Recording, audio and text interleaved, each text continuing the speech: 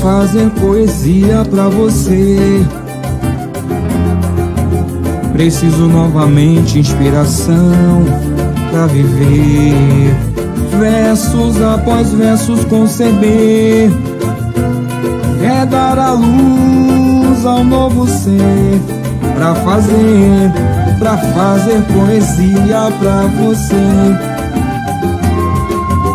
Preciso novamente inspiração pra viver, versos após versos conceber.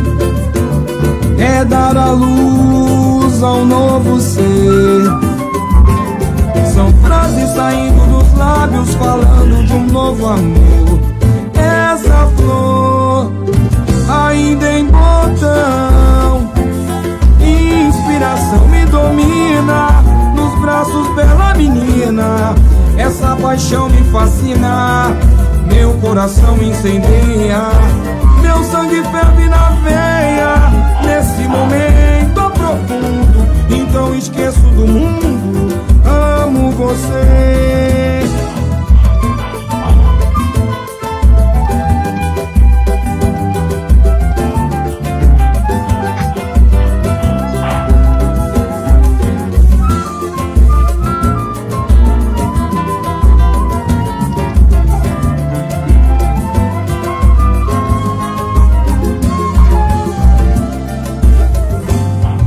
Fazer poesia pra você. Preciso novamente inspiração.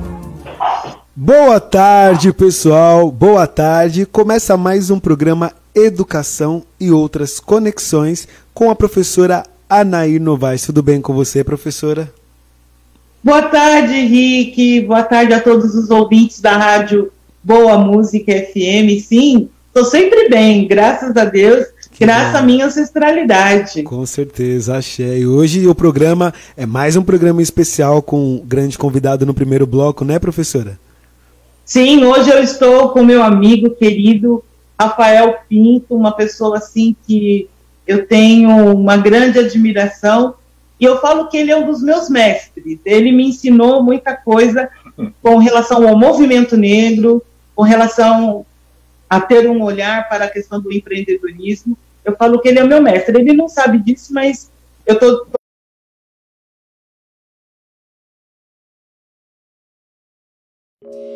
When you're having fun, time flies, time... Programa Educação e Outras Conexões. O programa Educação e Outras Conexões, ele foi criado, pensando a educação para além dos muros da escola. A educação conversando, dialogando, se conectando com as outras áreas de conhecimento, se conectando com a nossa sociedade, trazendo temas importantes. E hoje nós vamos falar de empreendedorismo e empregabilidade em tempos de pandemia. Tudo bem, Rafael? Professora, desculpa cortar. Antes de continuar, eu vou pedir só mais um minuto e a gente continua e a senhora faz a apresentação de novo, tudo bem? Sem problemas. Tá, só mais um minuto, vamos mais um pouquinho de música, só para segurar. O Facebook, ele cortou nossa conexão, nós vamos reconectar de novo. Nós estamos ao vivo no nosso site, radioboamusicafm.com.br, e no nosso blog, radioboamusicafm.com. Então nós vamos reconectar no Facebook, porque infelizmente às vezes acontece isso no Face, né? Então, bora mais um pouquinho de música e daqui a um minuto nós voltamos, ok?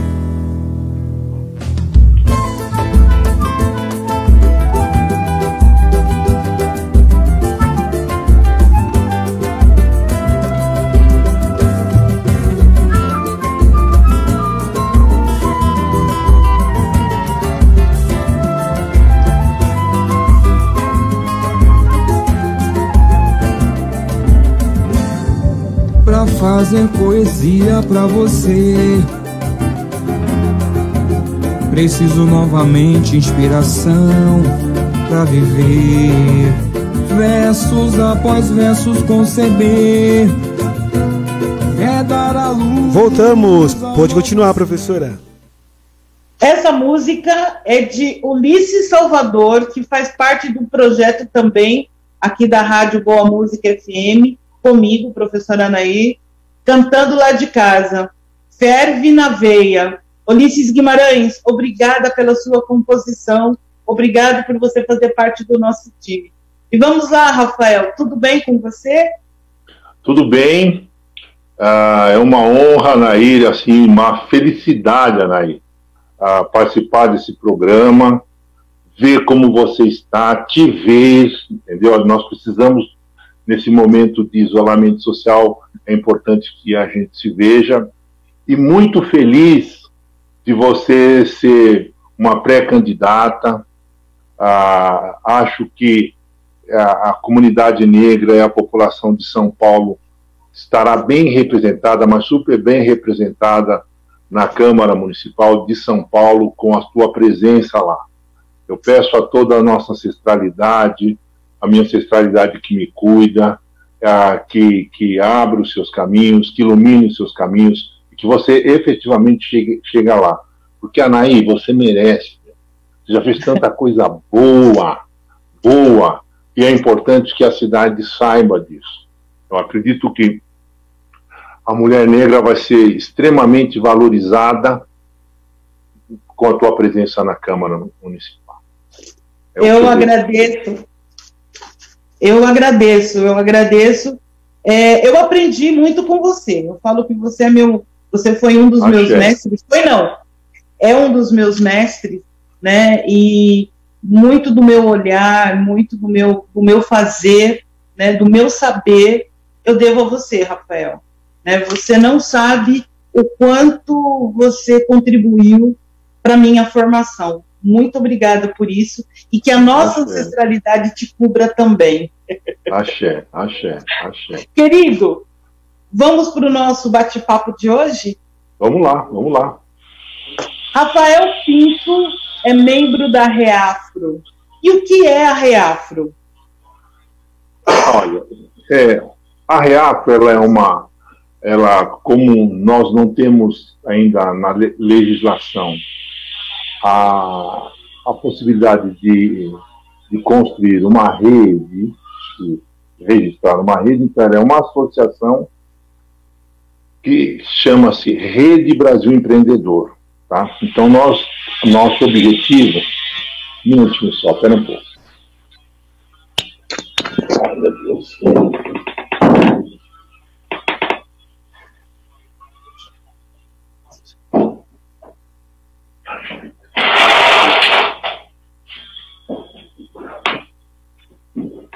Desculpa, Anaí, desculpa. Imagina, estamos ao vivo. Estou arrumando a casa, fazer o quê? Mas o que é a Reafro? Então, eu estou dizendo a Reafro, o que ela é? Ela é produto importante de uma ação do movimento negro, por volta de 2010, como nós aprovamos o Estatuto da Igualdade Racial. O Estatuto da Igualdade Racial tem um dos seus artigos tratando da questão do empreendedorismo negro. E nós percebíamos que nós não tínhamos nenhuma ação mais organizada, mais estruturada no Brasil voltado para isso. Então, o SEABRA, que é o Coletivo de Empreendedores e Empresários Brasileiros, e o ANSEABRA, que é a Associação Nacional, articulado com o Instituto Adolfo Bauer de Curitiba, nós fizemos uma ação junto ao Sebrae Nacional em Brasília, isso em 2010. O que nós queríamos saber naquele momento? Nós precisaríamos saber os indicadores socioeconômicos de qual era a nossa presença no empreendedorismo no Brasil. O Sebrae, até aquela época, trabalhava com uma base de dados de 10 milhões de micro e pequenos empresários. E o fato de nós irmos trabalhar com a PNAD de 2010, pegar os dados do IBGE, o que surpreendentemente nós encontramos? Até com a mudança da lei do pequeno e microempreendedor, nós percebemos que havia 10 milhões e 200 mil afroempreendedores, pejotizados, 10.200.000 pejotizados, NPJs, onde as pessoas declaravam a sua identidade. Então, o SEBRAE trabalhou até então, isso já nós publicamos essa publicação em 2013, 2014, o SEBRAE trabalhava com uma base de dados apenas de 10 milhões, isso quase mais de 40 anos. Então, os afroempreendedores permaneceram invisibilizados esse tempo todo. Então, esse nosso projeto foi um projeto piloto, operamos em 12 estados, e desse projeto que nós, então, instituímos a Rede Brasil Afroempreendedor. E o que é a Rede Brasil Afroempreendedor? Qual que é o foco dela? O foco da Rede Brasil Afroempreendedor, nós pensamos em quê? Em atuar naquilo que é necessário, da necessidade do afroempreendedor. De um lado, óbvio, o que reflete na vida de toda a população negra, e é importante falar nesse lugar aqui, que nós estamos falando num programa que tem a preocupação com a educação, e tem esse nome, Educação e Outras Conexões. Então, a educação é uma base pilar, inclusive, para o desenvolvimento do afroempreendedorismo. Então, o que nós percebemos? Óbvio, aquilo que afeta o conjunto da população negra também afeta o afroempreendedor, uma dificuldade na área de informação. E informação e formação também na gestão do seu negócio. Então, a Reafro, ela vem com essa preocupação de fazer investimento nessa, de lá tirar a visibilidade e fazer investimento nessa área. Outro gargalo que nós percebemos, gargalo em relação ao capital de giro. Então, começamos a discutir o financiamento. E o que nós observamos?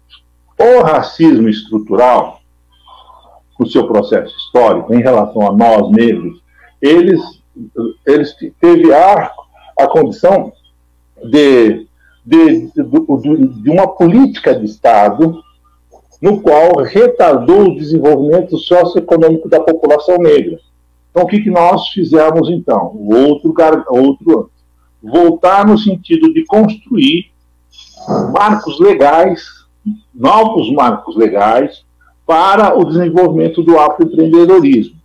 E aí o que acontece? Ao atuarem nesses estados, nós começamos a trabalhar na relação com o Estado nos seus 3 níveis, nos municípios, no Estado e no âmbito federal, no sentido de construir esses marcos. Então, nós já temos no Brasil, já em várias cidades e estados e câmaras municipais, Assembleia Legislativa e na Câmara Federal também, leis de fomento e de incentivo ao afroempreendedorismo. É o que nós estamos, que é a nossa luta. Aí fica uma pergunta, e o mercado? O mercado, nós temos uma preocupação de atuar no mercado também. A nossa preocupação de atuação no mercado tem aquilo que é da participação de feiras, de uma certa forma, nós não temos uma capacidade ainda de construir uma feira nacional do afroempreendedor, mas nós temos feito muitas ações em feiras, mas feiras regionais, municipais, nós estamos conseguindo já em várias cidades, de acordo com o seu tamanho, fazer isso. Então a Reafro é isso, assim, o espelhão da Reafro, que podemos dizer hoje, em 2020, digamos, depois de 10 anos aí na labuta, ela está com essa carinha aí boa, bem fortalecida e querendo servir, e com esse foco que é fundamental, Anaí. O nosso foco é desenvolvimento socioeconômico. Esse é o foco que nós temos hoje no movimento negro, e a Reafro está engajada, é uma ferramenta voltada para esse objetivo. Legal, Rafael. Eu estava fazendo uma pesquisa e, segundo os dados do SEBRAE, 50% dos empreendedores hoje no Brasil são afrodescendentes, né? Mas qual é o grande empecilho? É na concessão de crédito. normalmente, isso também um dado apresentado pelo SEBRAE, que diz que 3 vezes o crédito ele é negado ao afroempreendedor e que isso, muitas vezes, impacta, né, no seu desenvolvimento, não só econômico, mas na sua gestão de negócio, na sua inovação, na sua reorganização. Como você vê essa situação?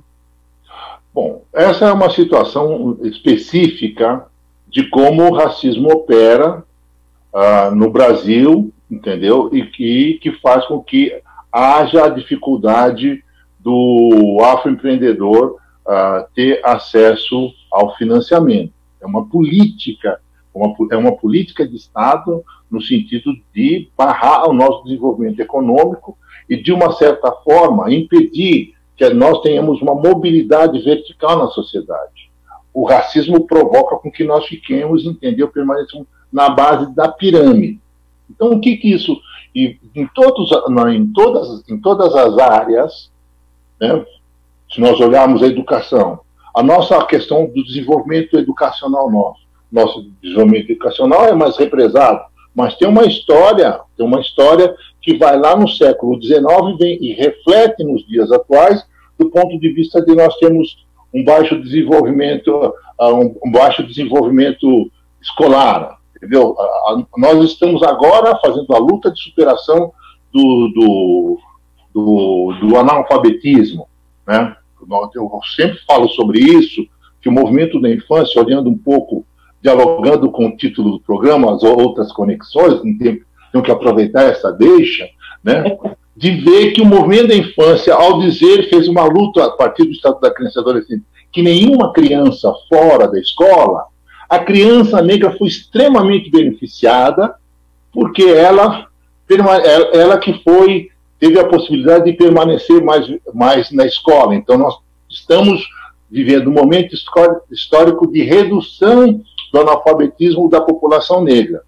E feliz da vida de que já na Câmara Federal aprovou ontem, entendeu? Aprovou o Fundeb, entendeu? Na sua totalidade, e leva a uma alteração de uma PEC, de uma emenda constitucional, e nós sabemos que, inclusive, a educação pré-escolar, pensando a nossa movimentação na sociedade, ela é fundamental. Nós sabemos que nós temos um futuro de crianças da população negra mais avançado. Mas, enfim, falando da questão própria do financiamento, o que nós pensamos fazer, e a Reafro pensa isso, e na nossa lei, que nós estamos tramitando com ela no âmbito federal, nós pensamos da Reafro, nós temos uma lei que crie um fundo garantidor. O Brasil, para garantir suas exportações, normalmente para outros países, o Brasil sempre mantém um fundo garantidor, tá certo?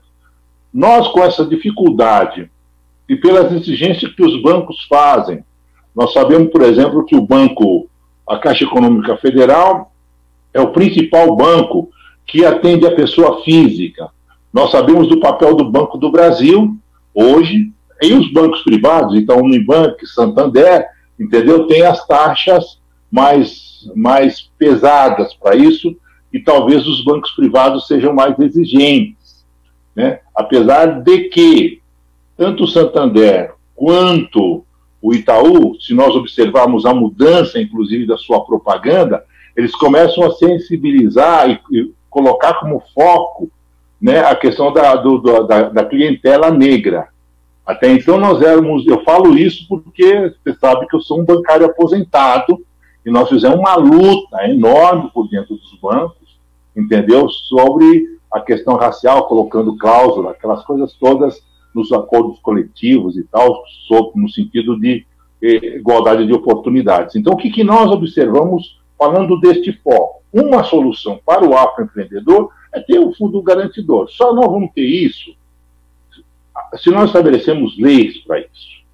No nosso caso, leis no sentido de superação da barreira. Consequentemente, o que nós observamos hoje também, que são as iniciativas negras, que é importante dizer. Então, nós já vemos iniciativas desestruturar bancos digitais, entendeu? E também, óbvio, temos que pensar o papel do poder público, no sentido de ter os bancos voltados para isso. Os chamados bancos de desenvolvimento, no caso específico, o BNDES, por exemplo, é um Banco Nacional de Desenvolvimento Econômico e Social. Então, eu quero grifar o social do BNDES. O BNDES, por exemplo, ele tem uma linha de fomento, entendeu? Aos DECASEGs, não sei se você sabe disso, aos DECASEGs tem uma linha de financiamento. Nós começamos a dialogar também no BNDES, pela lei, mas também começamos a dialogar uma linha de crédito, entendeu? Ao afroempreendedor, à população negra, que é importante saber. Então, nós temos que, ou seja, os bancos estatais e os bancos de desenvolvimento, nós também temos que exercer pressões para que nós melhoremos essa situação, do ponto de vista da relação com o Estado e também da relação com o mercado. Na relação com o mercado, nós temos que, é uma informação importante, Anaí, é mostrar qual é o nosso peso na economia. Quando nós temos um peso na economia, aonde a nossa capacidade está em torno de 1 trilhão e 1 trilhão, acho que 200 milhões que nós estamos, que é o nosso peso na economia brasileira. O afroempreendedor em si, ele faz um investimento anual de em torno de 370 bilhões, entendeu, na economia. Então, nossa presença na economia é muito grande. Agora, o que acontece que nós somos? Nós somos 14 milhões de afroempreendedores, 50%. Agora, um fato é concreto: desorganizados. Entendeu? Nós não tínhamos também a noção. Você imagina o nosso peso no mercado e o nosso peso enquanto afroempreendedor. Muitas vezes, nós ficamos operando, o afroempreendedor vai para o mercado e não tem noção, entendeu, do que é esse mercado. Quando nós falamos do movimento Black Money, a gente tem noção, inclusive, de educação financeira no sentido da gente fortalecer os nossos negócios. Você é uma estimuladora disso, né? Quando você abre lá na SMP, quando você abre aquela porta no Shopping Light, por exemplo, ela teve um significado muito importante, porque você sabe que o Shopping Light também se transformou num shopping preferencial de negros, dos negros de comprar. Acho que parece que só mudou do lado da linha. Nós que somos um pouquinho mais antigos, que nós comprávamos no mapping, entendeu? Mudamos para o outro lado da rua, né? Temos modernos, vamos para o shopping agora, mas a população negra, ela tem esses lugares que ela se identifica. Então, eu aposto, o que eu aposto? Do ponto de vista de solucionar esse gargalo. De um lado, é óbvio, um fundo garantidor nós temos que cobrar do Estado. Por outro lado, as iniciativas dos negros são importantes do ponto de vista eu posso falar de iniciativas que estão surgindo agora com os bancos digitais, né, a Conta Black está surgindo, eu posso falar um pouco sobre isso, que são iniciativas, porque o que ocorre? Uma economia como a brasileira, nós podemos ter N bancos regionais, digitais, que atendem a população negra, por que não? Nós também temos o direito e temos que disputar esse espaço via essa possibilidade, que é uma possibilidade pequena, não. Banco digital abre espaço para novos empreendedores. Espero que já tenha empreendedores voltados para isso, espero que tenha mais. Eu vou aproveitar o seu gancho, que você falou que o poder público tem que pensar algo nesse sentido. E aí vem uma provocação para você. Uhum. Como pensar políticas públicas para a valorização e potencialização dos afroempreendedores no mercado de trabalho, frente a um processo pandêmico, né, que nós vivemos hoje? Então, são uma situação. Porque, assim, a pandemia, é o que eu tenho falado constantemente, ela só escancarou uma total desigualdade, não em São Paulo, mas ela escancarou uma total desigualdade no mundo, né? Quando a gente olha para o mundo, a gente olha para a nossa cidade de São Paulo, Nós temos várias São Paulos dentro dessa São Paulo. Então, como pensar, né, políticas públicas para valorização e potencialização desses afroempreendedores hoje? Olha, eu vou te responder com muita tranquilidade sobre isso. Isso é uma receita de bolo. Primeiro, nós temos que colocar os nossos nesses lugares. Negro vota em negro. Não, e temos que enfrentar isso frontalmente. Nós estamos dialogando com a maioria da sociedade. Temos que enfrentar isso.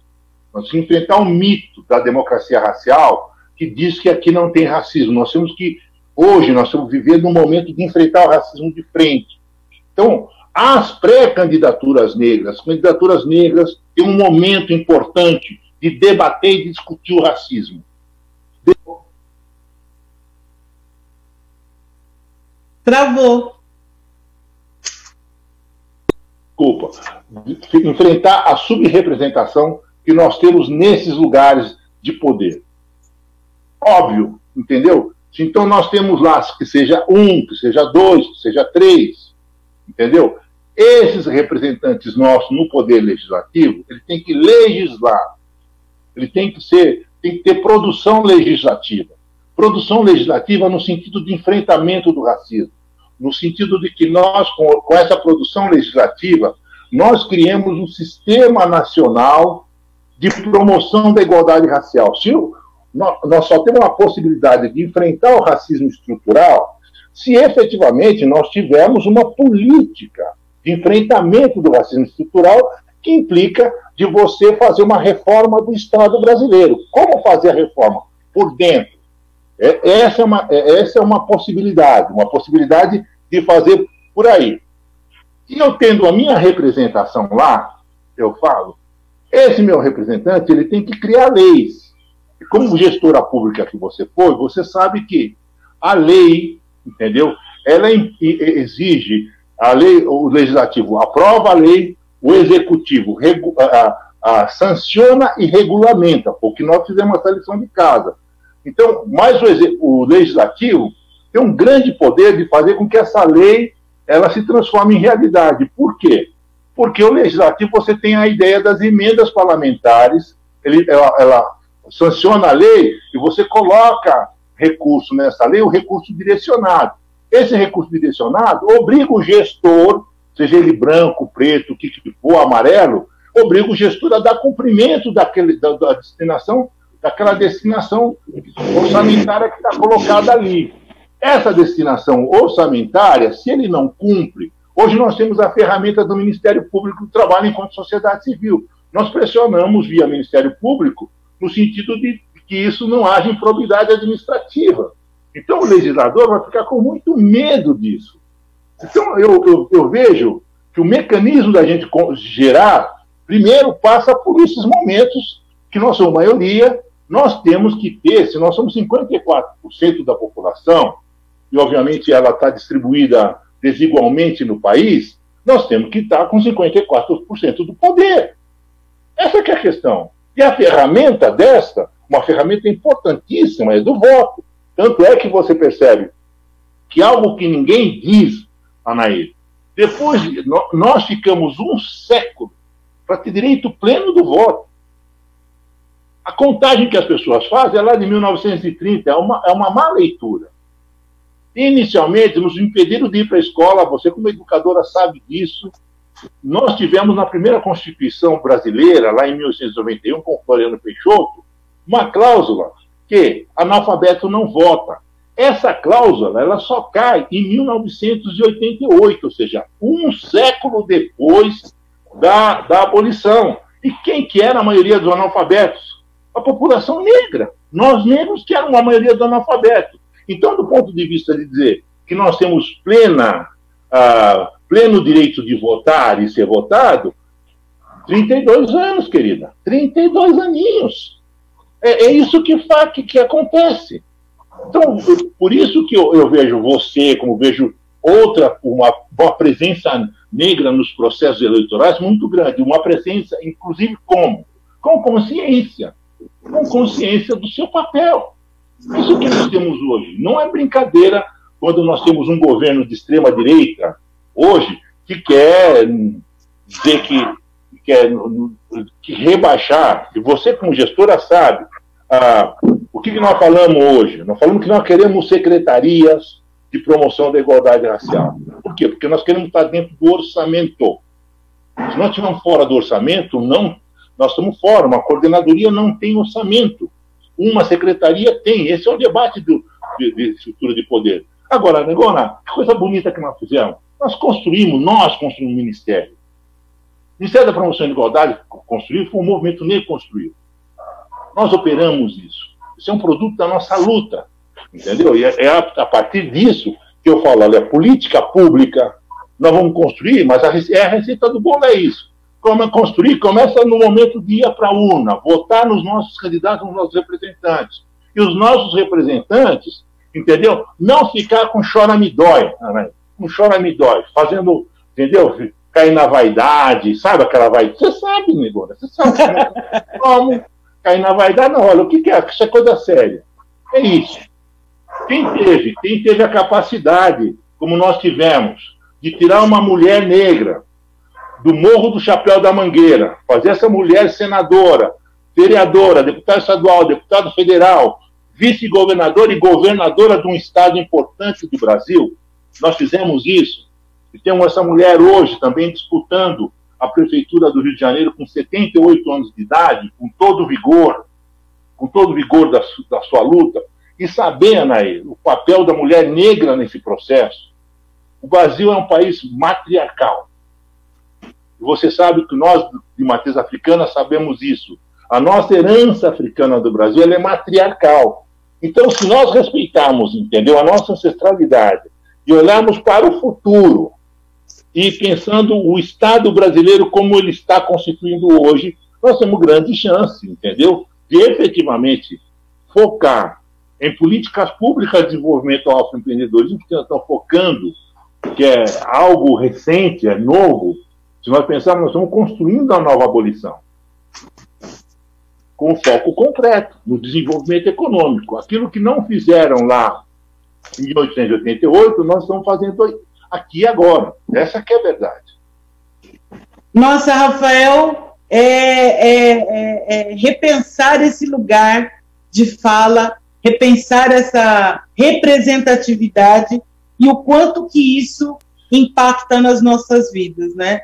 Não é só não ter ido para a escola, né? Não é só não ter o voto, é não ser representado, porque dentro dessa sua fala, eu também nas pesquisas, eu percebi, nós tivemos a primeira vereadora negra em 69, que foi a saudosa Teodosina Ribeiro.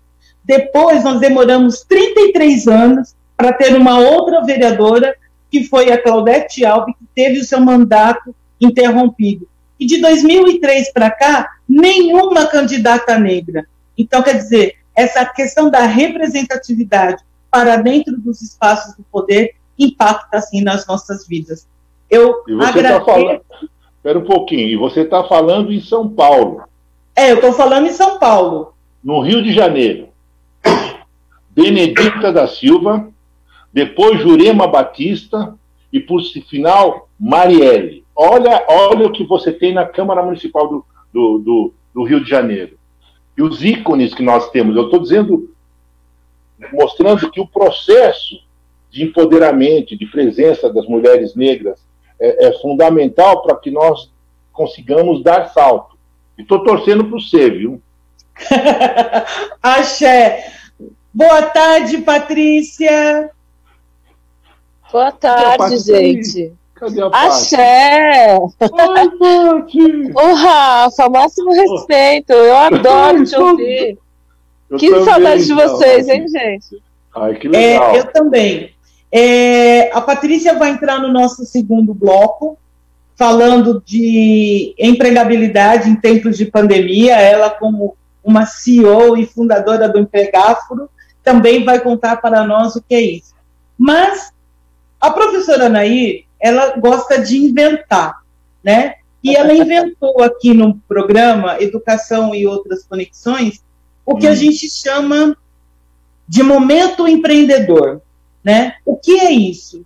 Em tempos de pandemia, a dificuldade das pessoas se manterem com seus empregos e fazerem os seus negócios girar, nós criamos aqui esse espaço para que os nossos empreendedores possam contar a sua história, trazer a sua marca e mostrar o seu produto. E agora, vamos para o Momento Empreendedor. Rick, é com você. E no segundo bloco, Patrícia Santos. Bora lá. Olá, sou o Carlos Júnior. Trabalho com artesanato voltado às religiões de matriz africana desde 2002. Comecei pintando camisetas à mão, depois migrei para o porcelanato a freio. Desde 2012, sou artesão em peças de madeira para o nosso culto. Apresento para vocês agora algumas peças do nosso trabalho. Espero que gostem e sejam bem-vindos à nossa senzala L-Art Madeiras. Eu vim de bem longe, eu vim de cima, de onde eu vim. Sou filho de rei, muito lutei pra ser o que eu sou. Eu sou negro de cor, e tudo é só amor. Vem, tudo é só amor para mim. Xangô agogô, hoje é tempo de amor, hoje é tempo de dor. Vem, Xangô agogô, salve Xangô, meu rei senhor, salve meu orixá. Tem 7 cores sua cor, 7 dias para a gente amar. Mas amar é sofrer, mas amar é morrer de dor. Xangô meu senhor, saravá, me faça sofrer, me faça morrer, me faça morrer de amar. Xangô meu senhor, saravá, Xangô agogô, salve Xangô meu rei senhor, salve meu orixá. Tem 7 cores.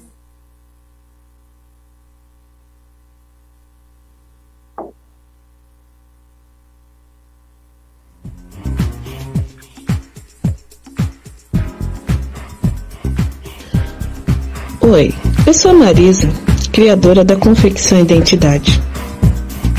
Uma marca que nasceu da necessidade de valorizar o corpo da pessoa como ele é.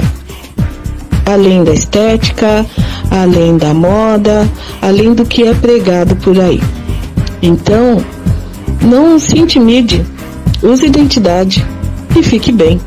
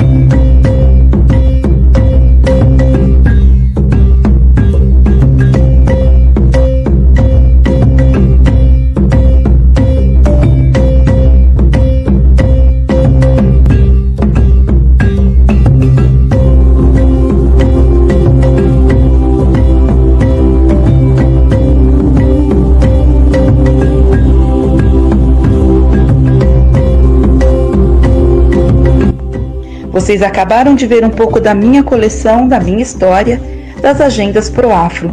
Eu sou a Magda Procópio, eu sou professora e artesã e fundadora da Proafro. As agendas, que nós temos mais de 100 temas, elas são personalizadas e a intenção é que você se sinta representado a partir dos temas. A realeza, que eu chamo de Monifa, é dedicada à religião afro-brasileira. A Minata, que são as magníficas de turbantes, são a representatividade das mulheres fortes. E a coleção Aisha é a coleção infanto-juvenil. Nós temos mais de 100 modelos à sua disposição e eu deixo aqui meus sinceros agradecimentos ao meu filho Alexandre por ter produzido o vídeo e acreditar na minha arte. Quero agradecer também a querida Anaí Novaes, a Rádio Boa Música FM e ao Rick Bastos. É isso aí, professora. Parabéns e é contigo. Esse é o Momento Empreendedor. Nós também estamos com outro projeto aqui na rádio, que é o Cantando Lá de Casa, pensando nesses nossos artistas independentes, com suas canções autorais, com suas músicas, e que nem sempre têm a oportunidade de mostrar o seu trabalho. Então, também foi uma outra ideia de trazer os nossos artistas para o programa Cantando Lá de Casa, que acontece todas as segundas-feiras, das 21 às 22, aqui pela Rádio Boa Música FM. É um momento que nós pensamos em poder auxiliar, valorizar, respeitar e ressignificar a nossa história. Patrícia, muito obrigada de você estar aqui conosco. Rafa, depois eu volto a falar com você, viu? Mas, Patrícia, muito obrigada pelo aceite. Nós estamos aqui trabalhando em educação e outras conexões, pensando como que a educação ela se conecta com as outras áreas do conhecimento.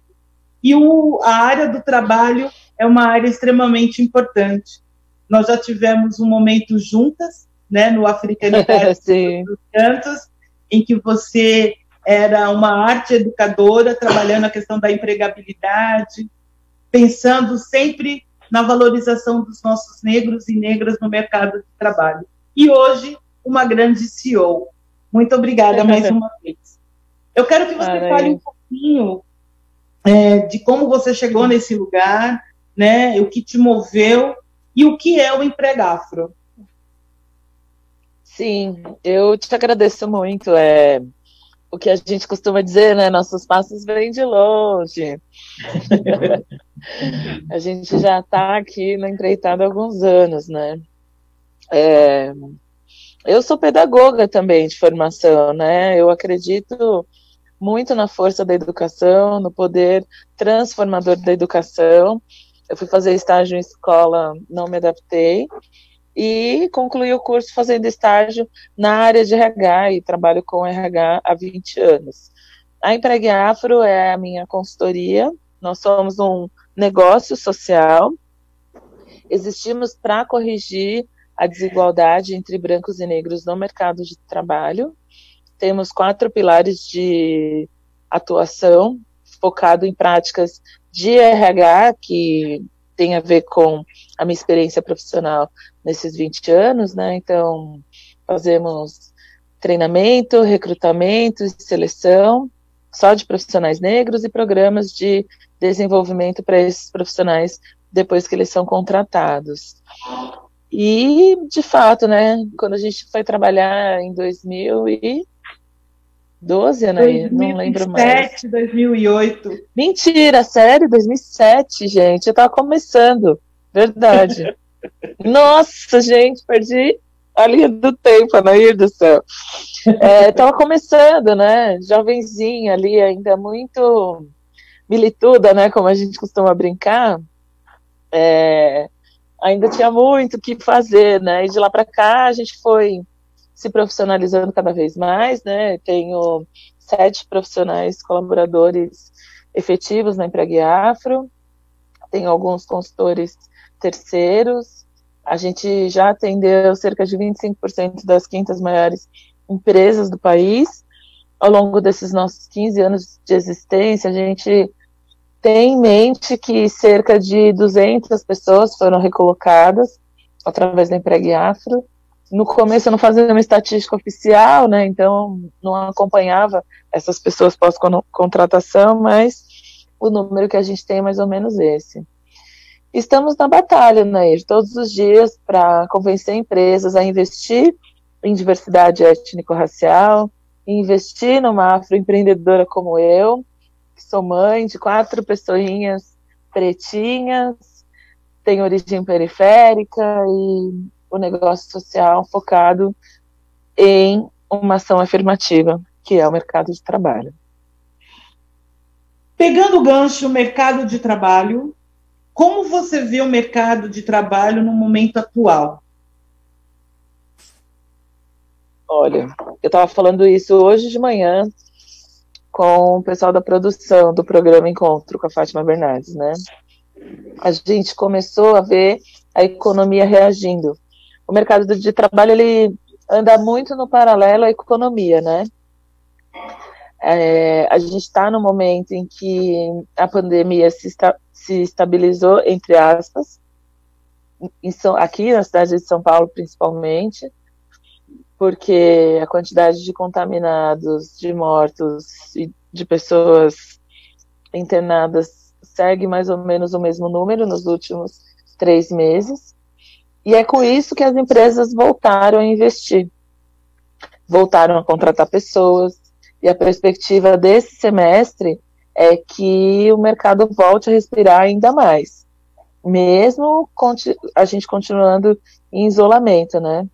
Por um lado, muitos negócios diretamente impactados, diretamente direcionados a eventos, mercado de turismo foram profundamente impactados, né, com essa crise do coronavírus que a gente vive, e, por outro lado, outros mercados cresceram muito, como o varejo, a indústria farmacêutica e as demais empresas que estão no entorno desse ecossistema, agora, no mês de julho, voltaram a respirar, a investir.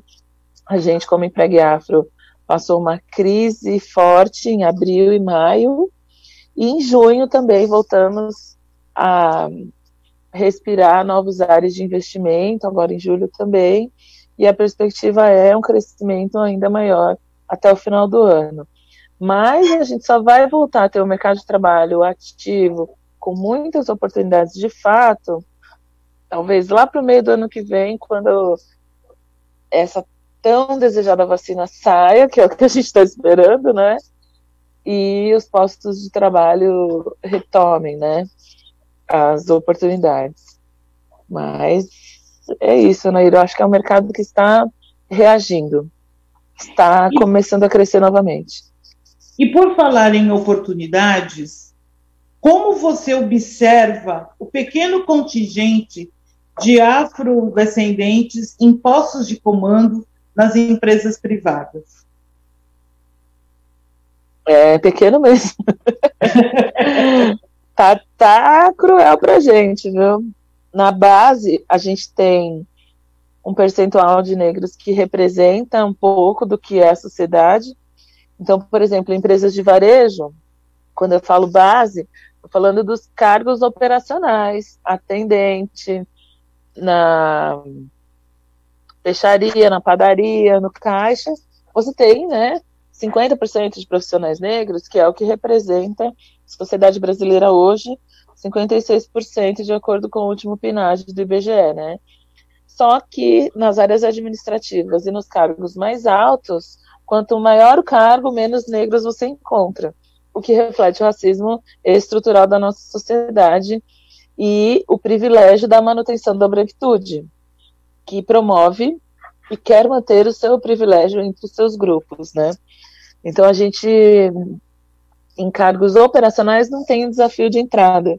Tanto que, nessa crise do coronavírus, a gente está vendo, né, Naira, as pessoas mais afetadas pela crise, a maior parte da população que morre é quem está na linha de frente, quem está em cargos operacionais básicos, né? Então, os entregadores, os porteiros, os faxineiros, os auxiliares de enfermagem nos hospitais, que é onde tem uma população negra representativa, só que nos cargos mais estratégicos, mais administrativos, a proporção é menor. Na última estatística do Instituto Ethos, com o BID, Banco Interamericano de Desenvolvimento, nas 500 maiores empresas do país, executivos negros, que são os diretores e os CEOs, né, diretores e presidentes, representam 4,6% de executivos.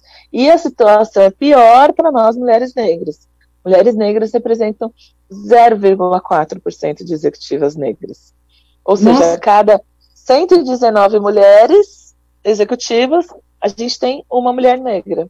É muito cruel, Anaí. Não dá para a gente dizer que o mercado de trabalho tem ações consistentes contra o racismo, para a inclusão, para a ascensão, para a promoção de pessoas negras, né? A disparidade é muito grande e a gente realmente tem muito o que fazer, né? Nossa, eu fiquei agora chocada com esse dado, Dilma.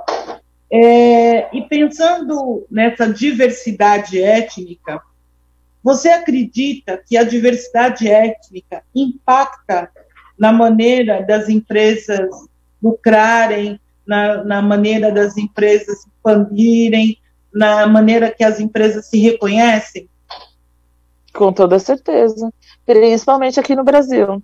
Nós somos 55% da população economicamente ativa e movimentamos 1,7 trilhão de reais em consumo por ano no Brasil. Quando a empresa passa a ter programas de diversidade étnico-racial e de inclusão de profissionais negros, ela passa a conversar mais com essa população que é economicamente ativa e expressamente representativa em termos de consumo. Ou seja, mais profissionais negros do seu time, mais produtos e serviços focados para a população negra, com todo o zelo, cuidado e consciência que deve ter, porque não é só ter negros, também é preciso ver se esses negros têm consciência, se estão alinhados, né, com a nossa luta. Eu estava ouvindo um pouquinho do que você estava falando com o Rafa, da política, e é muito parecido com o que a gente precisa no mundo corporativo também, né, de representatividade consciente da nossa ancestralidade, do nosso histórico, para produzir serviços, produtos cada vez mais atentos às necessidades dessa população,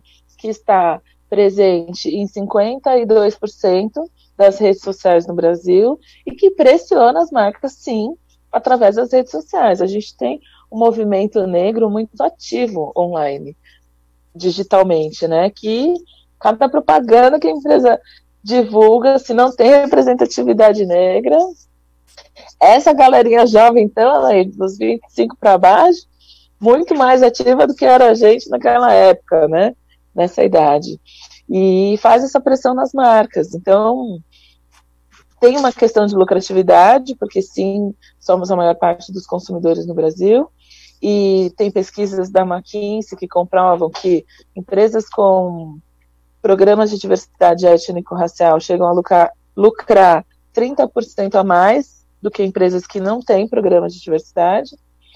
Mas, acima de tudo, tem uma consciência histórico-racial, de responsabilidade social, da construção que a nossa comunidade negra trouxe para esse país, desde o contexto da escravidão, né, o fato da escravidão ter durado cerca de 400 anos no Brasil, 150 anos pós-abolição, a gente tem uma reparação histórica a ser feita, né? E além dessa consciência econômica, de lucro, tem que ter uma consciência social, de justiça social, histórica, que o nosso povo ainda não alcançou, né? Por isso que a gente tem tantas desigualdades. Mas eu tenho visto, né, empresas cada vez mais conscientes do seu papel social e, obviamente, interessadas em maiores lucros, né, em cada vez mais lucratividade. Que é bom, né, gente, porque vivemos numa sociedade capitalista, não dá para ignorar que isso traz retornos de resultados financeiros para as empresas, né, então, que seja uma relação de ganha-ganha para os dois lados. População negra que ganha e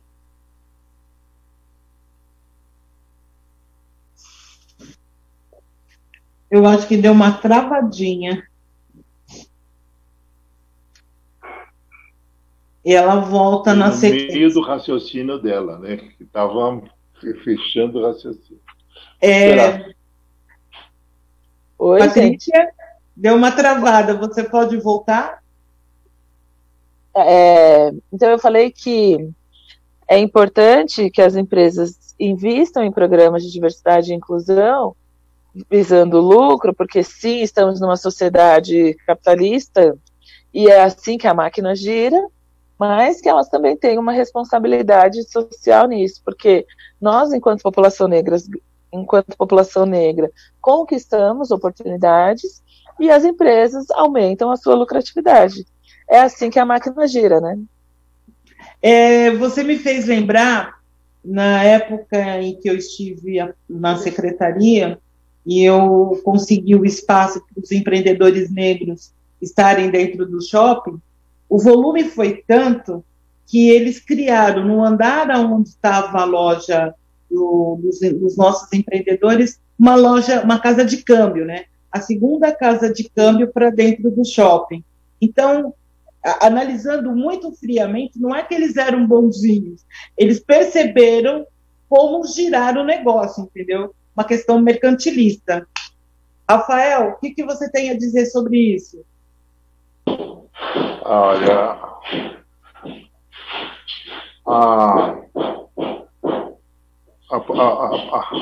a Patrícia toca, né? A Paty toca num ponto crucial, que eu acho do raciocínio que ela faz, que é essa questão do ganha-ganha.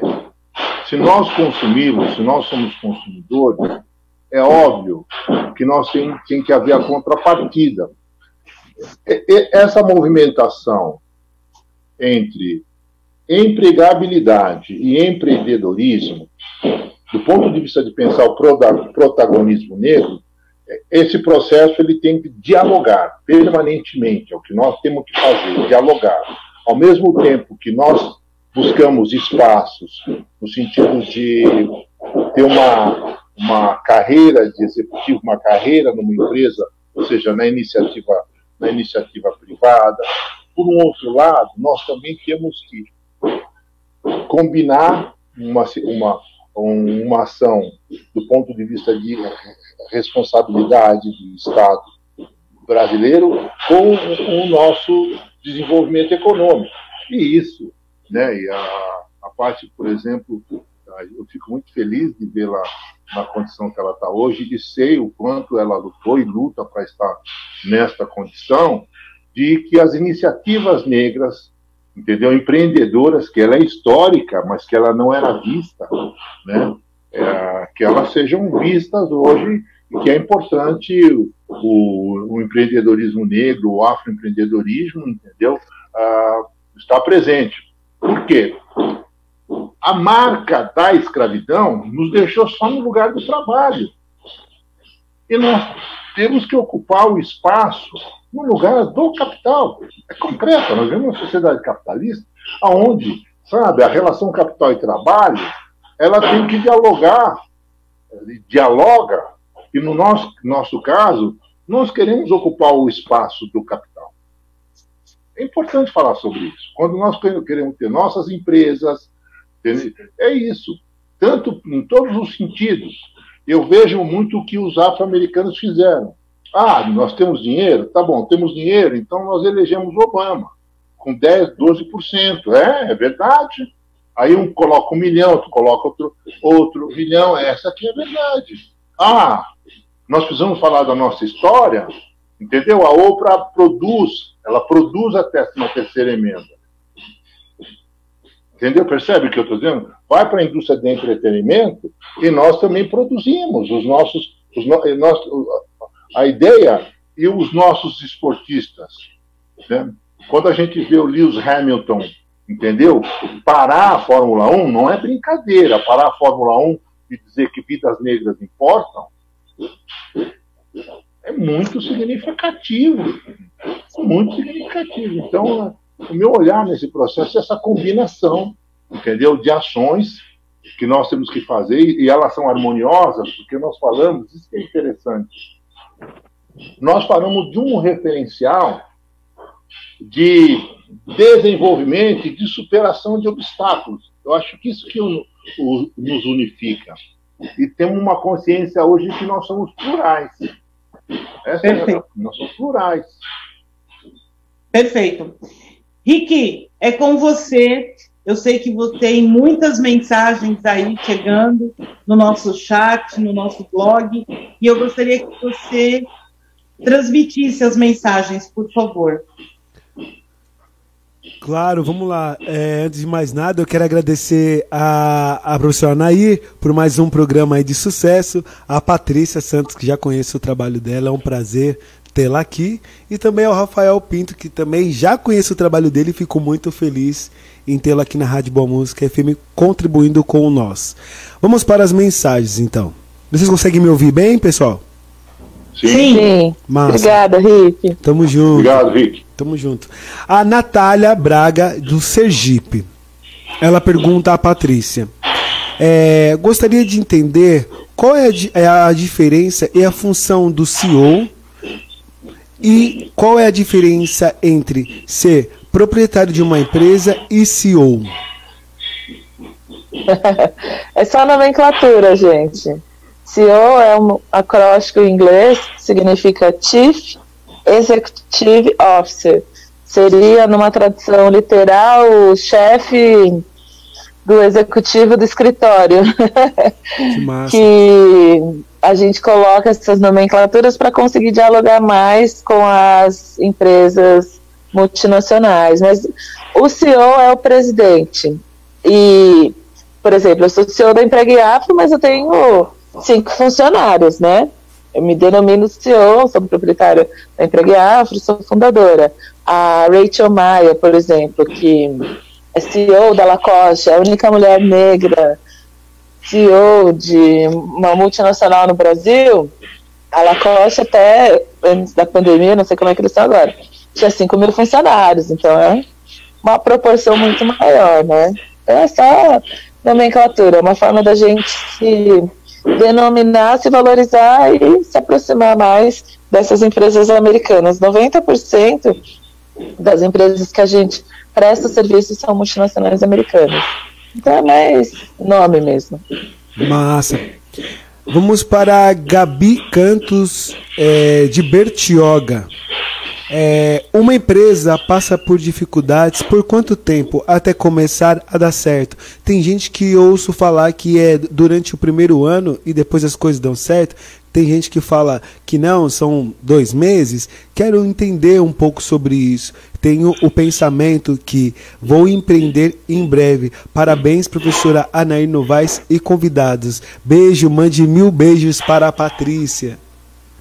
Ah, que linda. Quer falar, Rafa? Pode falar, Patrícia, com você. Então, a gente tem uma perspectiva do Sebrae que as empresas, elas morrem nos 2 primeiros anos, principalmente as microempresas, que são compostas, a maioria, por pessoas negras no Brasil, que não conseguem oportunidade no mercado de trabalho e vão empreender. Então, minha dica é: só vai empreender se você realmente for apaixonada pelo que você vai fazer e não visando um lucro. Esses dias eu ouvi uma pessoa falando assim: nossa, você deve estar milionária, né? Porque a questão racial está tão em alta. Eu falei: se fosse assim, né, gente? Estaria mesmo milionária. Só que a maioria das empresas não investem na questão racial e não pagam a mesma proporção que pagam para outros consultores de outros temas. Porque somos negros e queremos levar assuntos que eles não gostam tanto. Então, o propósito de empreender não pode ser você achar que vai ter lucro, que vai ganhar dinheiro com isso, porque é muito difícil, principalmente se você for uma mulher negra. E para sobreviver aos 2 primeiros anos, porque assim, são 2 anos estruturando seu negócio, conquistando clientes, sobreviver aos 2 anos, lucro mesmo, você passa a ter depois de 7 anos. Nossa. Se você fizer adequadamente um planejamento financeiro. Eu conheci o Rafael num projeto que a gente estava na IR, você lembra? O Brasil Afroempreendedor, um projeto de parceria com o Sebrae, né? Que capacitava afroempreendedores e acompanhava os seus negócios, né? Então é fundamental, se você quer empreender, vá buscar o Sebrae, faça planejamento estratégico, faça o planejamento de negócios, um planejamento financeiro para sobreviver nos 2 primeiros anos, sobreviver nos 2 primeiros anos, depois começar a criar estratégias para ter lucro. E eu estou com a Empregar há 15 anos, ainda não atingi o lucro, estou esperando a hora que ele vai chegar para a gente, mas é isso, né? Tem mercados e mercados, você tem que estudar seu mercado, entender o segmento que você atua, se especializar, criar os seus diferenciais. É isso aí. O Henrique de São Paulo mandou um abração para vocês e disse assim: queria a opinião de vocês. Muitas pessoas falam que para termos sucesso profissional temos que fazer uma faculdade e uma pós. Poxa, soma todos esse tempo e o dinheiro todo que é investido. Muitas vezes não temos o retorno. Fiz uma faculdade e não trabalho até hoje na área. Nem estágio nunca consegui. E vejo tantos jovens fazendo cursos técnicos ou profissionalizantes ou até cursos pelo YouTube e estão se dando muito bem empreendendo. Qual que é a chave do negócio? Parabéns aí, Rafael, já conheço seu trabalho também. Parabéns, Rick. Parabéns, professora Anaí. Beijão. Eu acho que meu Deus, quem vai responder isso? Não, tudo bem. Eu acho que a questão é o seguinte: educação é sempre importante. Se você vê estatisticamente, do ponto de vista em média, os afroempreendedores, eles têm mais dificuldades porque tem um déficit habitacional, tem um déficit de formação, isso é concreto. Se nós estamos criando, como a Reafro, nós estamos criando o quê? Estamos criando uma rede, dessa rede nós estamos estruturando uma escola de negócios afro. Por quê? Porque tem uma linguagem educacional, tem uma linguagem que é necessário que a gente faça a formação, entendeu? E que gerar oportunidade. Então, agora, é óbvio que você vai ter, de acordo com determinado espaço que a pessoa ocupa do ponto de vista de oportunidade de negócio, a pessoa pode fazer sucesso. Agora, perenidade nesse sucesso, estabilizar nesse sucesso, exige esse comportamento, entendeu? Do ponto de vista o negócio precisa ser planejado e, ao mesmo lado, você tem que ter uma formação permanente, educação permanente. Ninguém faz, olha, você pode olhar, eu me lembro uma vez que eu encontrei e vejo as grandes famílias. As grandes famílias, entendeu, que são milionárias, pegam os seus filhos e soltam no mundo. Vai formar no mundo. Uma vez eu estava em Salvador, encontrei em Salvador, lá andando de sandalinha havaiana e um vestidinho com um piercing de diamante no nariz, entendeu? A filha do dono da Philips, do CEO da Philips, porque o iate estava portado lá no porto, o iate estava lá no porto. E ela viria naquela época para São Paulo. Eu falei, olha, com esse piercing aí no nariz, é melhor você tirar, porque não vai dar jeito. Você passar na Praça da Sé, você vai ficar sem nariz. Mas o que ela estava fazendo? Você percebe? Nós paramos num boteco, estava a filha. E eles passam a andar pelo mundo. Quando chegar aos 35 anos, tá? Aos 35 anos, eles começam então a ter acesso à herança da família. Mas passam a andar o mundo. Isso é educação. Então você vê que as pessoas estavam com tranquilidade. Tem uma empresa aqui no Brasil que dá formação para filho dos grandes executivos. Eu não vou citar o nome da empresa, da escola, mas que forma essas. Sabe o que esses camaradas estavam estudando? Eles estavam estudando o texto do Racionais MC. Então, texto Racionais MC, percebe? Tá? Eu fiz uma entrevista uma vez, um diálogo, com o Severo Gomes. Ele tinha sido ministro da ditadura, ministro do Geisel, do Figueiredo. e ele foi depois candidato a senador pelo MDB. Aí eu fui conversar com o Severo Gomes. O Severo Gomes, e eu como militante do Movimento Negro, o Severo Gomes tinha lido, pasmem vocês, o Severo Gomes tinha lido Quilombismo do Abdias do Nascimento, o Abdias do Nascimento chegou em 80, em 82 o Severo Gomes já tinha lido Quilombismo do Abdias do Nascimento e tinha lido Clóvis Moura. Ou seja, a leitura da vanguarda negra, da militância do movimento negro, era a leitura que o Severo Gomes, entendeu, estava fazendo. Enquanto a direção da esquerda, que estava vindo do exílio, nem sabia que esse livro existia. Você percebe a questão que está posta? É importante falar sobre formação. Os camaradas estão no poder, mas existe um lado de formação que é fundamental. Então, olha, a Oprah, tá? Nós estamos vendo na televisão, a Oprah veio aqui entrevistar o João de Deus, que aparece na televisão agora. Eu não sabia disso, mas a Oprah veio aqui. Isso não é formação? Isso também é formação. Uma mulher negra de sucesso, bilionária, uma mulher mais ricas do mundo, entendeu? Para ela ter a consciência política e social que ela tem, ela teve que se debruçar. Então, educação é educação. Educação é fundamental em qualquer momento. Não temos. Você quer ter sucesso? Se forme, estude, foque no seu negócio, faça a lição de casa. A lição de casa em relação ao seu negócio é estar bem preparado. Por um outro lado, é concreto. O racismo está aí. Nós temos que enfrentar o racismo. E nós vamos enfrentar o racismo mais e melhor, mais armado educacionalmente. Não tenho a menor sombra de dúvida sobre isso. O Rafael, né, meu pai falava assim, para nós negros já é mais difícil. E se você não estudar, não correr atrás, vai ficar mais difícil ainda. É difícil enquanto você está fazendo a graduação, não consegue estágio. Depois que você se forma, fica mais difícil ainda.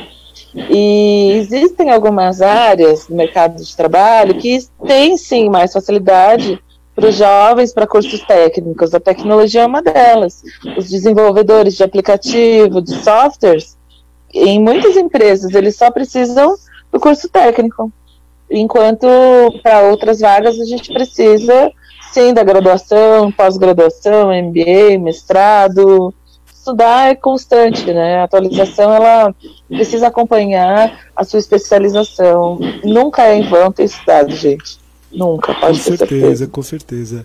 Professor Nair, tem muito mais perguntas que estão subindo, mas não dá, infelizmente, para ler todas, né? Por causa do tempo que a gente estourou também.